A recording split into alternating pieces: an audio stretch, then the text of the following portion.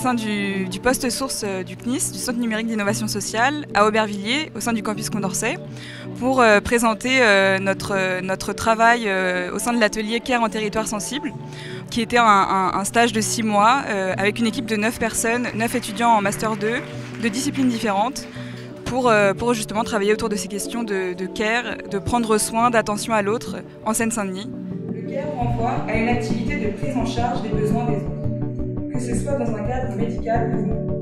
On a pu aussi découvrir que le fait de prendre soin impacte leur vie privée et la conception des relations sociales. Et que le contexte de la crise sanitaire a fait émerger la notion de travailleur essentiel.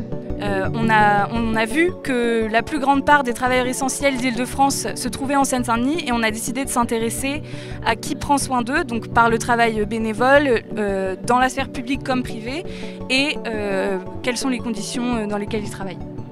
On a produit un podcast, Les Voix du soin en Seine-Saint-Denis, qui comprend 3 épisodes, dans lesquels il y a les voix donc, de 9 personnes qui constituent notre mosaïque de portraits. Et à côté de ça, on a aussi produit donc, des rapports de recherche autour des thématiques de CARE en territoire sensible. Et donc en fait on a tout regroupé au sein d'un site internet care93.lepostesource.fr.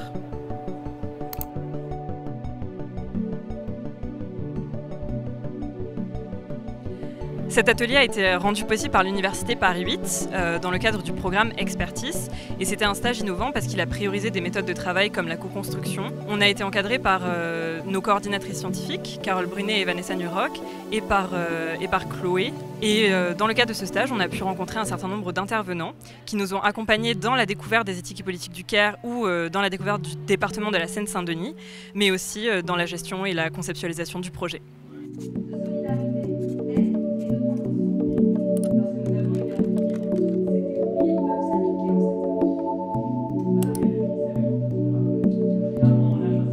Et on a fonctionné de manière complètement horizontale et on a acquis des compétences en matière d'intelligence collective, je pense, après toutes ces heures et ces heures de débat houleux, mais qui ont été très productives et qui ont donné lieu à ce beau projet du CARE 93.